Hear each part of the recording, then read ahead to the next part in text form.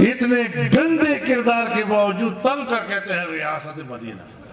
شکل دیکھو ریاست مدینہ کو. آپ لوگوں کے منہ پر ریاست مدینہ کا لفظ آنا یہی ریاست مدینہ کی توہین کے لیے کافی ہے. بدبختوں کہیں کے تم جیسے گندے اور غلیظ لوگ اس قوم پر مسلط ہیں. تم جیسے گندے کردار کے لوگ اس قوم پر مسلط ہیں. تم کب تک اس قوم کو بے غیرت قوم سمجھتے رہو گے؟ کب تک یہ سلسلہ چلتا رہے گا؟ ایک جعلی اسمبلی، جعلی اکثریت، اس نے ہمیں انتخابی اصلاحات دے رہے ہیں. میرے محترم دوستو، آج میں آپ کے سامنے عرض کرنا چاہتا ہوں اور دکھی دل کے ساتھ عرض کرنا چاہتا ہوں. کیا 25 جولائی 2018 کو پاکستان کا تاریخ دن تھا، یوم سیاہ تھا، جب ملک کے عام انتخابات میں دھاندلی کی گئی، اور یا گزشتہ کل 17 نومبر کو پاکستان کی تاریخ کا یوم سیاہ تھا، جب ہمارے پارلیمنٹ اور مجلس شورا کے اندر 51 قوانین 1 گھنٹے کے اندر پاس کیے گئے، اور ہنگامہ آرائی کے ساتھ پاس کیے گئے، بے شرمی کے ساتھ پاس کیے گئے. لیکن میں ایک بات کہنا چاہتا ہوں، دوستوں کی اجازت کے بغیر کہنا چاہتا ہوں کہ اس وقت اس کردار کے پیچھے جو مجرم کھڑا تھا، آج بھی اس کردار کے پیچھے وہی مجرم کھڑا ہے. ان حالات سے ہم گزر رہے ہیں. ہم ضیاء الحق کے زمانے سے جمہوری بالادستی کی تحریکیں چلا رہے ہیں. آج بھی ہم جمہوریت کی بالادستی کی تحریکیں چلا رہے ہیں، لیکن نتیجہ کیوں ہمیں نہیں مل رہا کہ اس کے باوجود ہمارے اوپر غیر جمہوری قوتوں کی گرفت مضبوط ہوتی چلی جاتی ہے. تو پھر ایک دن تو ہمیں سوچنا ہوگا کہ خرابی کی اصل جڑ کیا ہے، اور پھر بڑی بہادری کے ساتھ بے نیاز ہو کر کہ یہ اقتدار اگر ان کے ہاتھ میں ہے اور ہمارا اقتدار ان کے رحم و کرم پر ہے، تو فیصلہ کرنا ہوگا کہ ہمیں ان کے ہاتھوں سے اب اقتدار نہیں چاہیے. ہم اب پہلے اپنے ملک کی آزادی کے لیے لڑیں گے. جب آزاد ہو جائے گا، جمہوریت مکمل ہو جائے گی، اس کے بعد پھر اگر اقتدار ملتا ہے تو پھر وہ کم از کم اقتدار ہے. آئین کی دھجیاں بکھیری گئی. یہ ملک کے ساتھ مذاق ہوتا ہے، یہ ملک کے ساتھ آئین کے ساتھ مذاق ہوتا ہے، یہ جمہوریت کے ساتھ مذاق ہوتا ہے، یہ پارلیمنٹ کے ساتھ مذاق کیا جاتا ہے. اور تم نے آسان سمجھ لیا ہے کہ شاید ہم جو چاہیں کر سکیں گے. انشاءاللہ آپ کے سامنے اگر ساری اپوزیشن بھی لیٹ جائے گی، جمعیت علماء اسلام سینہ سپر ہو کر اس بدعنوانی کا مقابلہ کرے گی. سر بلند، سر بلند، سر بلند، سر بلند، جرأت مند، غیرت مند. نظام میں اس طرح کی جبر اور زبردستی کو ہم تسلیم نہیں کر سکتے. لوگ میں کمزوریاں ہوتی ہیں. کوئی اقتدار کا بھوکا ہوتا ہے، کوئی وزارت کا بھوکا ہوتا ہے، بہت چھوٹی سی قیمت پر آمادہ ہو جاتا ہے. ہوتی ہیں کمزوریاں. لیکن میرے علماء کرام، میرے بھائیوں، میرے سر کے دستار، میں آپ کو بتانا چاہتا ہوں، ذرا اپنی تاریخ کی طرف اپنی نظر لوٹاؤ.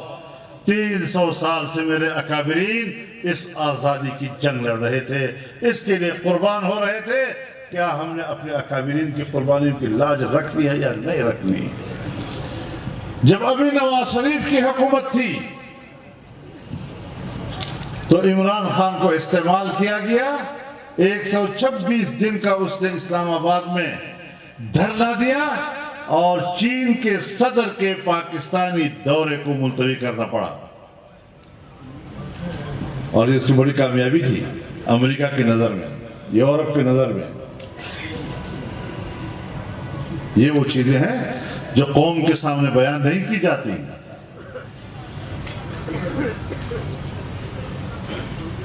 اور پھر جب ان کی حکومت آئی تو سارا منصوبہ ہی خاک میں ملا دیا۔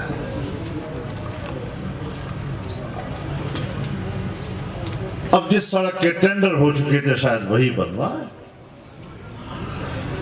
ایک سڑک جو روب سے کوئٹہ تک بن رہی تھی اور جس کا افتتاح میاں نواز شریف نے کیا تھا، ہم سب ساتھ تھے، اب عمران خان نے اسی سڑک کا افتتاح کوئٹہ کی طرف سے کر دیا۔ یہ ہے تبدیلی کہ اسی سڑک کا افتتاح روب کی بجائے کوئٹہ سے کر دو، تو یہ تبدیلی ہے۔ تو تبدیلی کا مفہوم آپ خوب سمجھتے ہیں۔ جب ہم حکومت چھوڑ کر گئے تھے تو سالانہ تخمینہ 5.5% اور اگلے سال کے لیے ہدف 6.5%، اور جب ان کی حکومت آئی تو سالانہ ہماری ترقی کا تخمینہ 0 سے بھی نیچے چلا گیا۔ تو پیسہ کدھر گیا؟ اب پیسہ کیوں نہیں آ رہا؟ لیکن میں فخر کرتا ہوں علماء کرام پر، جو غریب بھی ہیں، بھوکے بھی ہیں، 24 گھنٹے مسجد میں نماز پڑھاتے ہیں 5 وقتہ، قرآن پڑھاتے ہیں، 6,000 7,000 ان کی تنخواہیں ہوتی ہیں، ان کو سالانہ ماہانہ 10,000 کا اعزازیہ دینے کا فیصلہ ہوا۔ یقین جانیے پورے صوبے کے تمام علماء کرام نے، چھوٹا ہو بڑا ہو، دیہات میں ہو شہر میں ہو، بیٹھ کر اجتماعی طور پر اس کو مصرف کر دیا کہ ہم نہیں دیں گے۔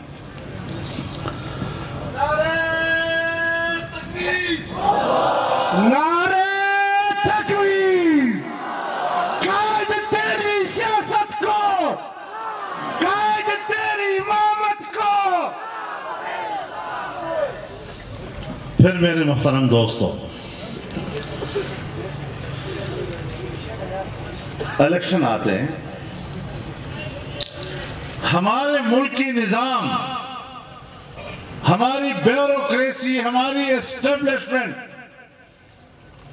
الیکشن کے نتائج کو اپنے ہاتھ میں کنٹرول میں رکھتی ہے، اس لیے تاکہ مغربی دنیا کو بتایا جا سکے کہ مذہبی لوگوں سے مت گھبراؤ، ان کی فکر مت کرو، ان کے پاس بس زیادہ سے زیادہ 12-14 سیٹیں ہوتی ہیں، پاکستان کے عوام میں ان کی کوئی مقبولیت حاصل نہیں، اور اس غرض کے ساتھ وہ دھاندلی کراتے ہیں۔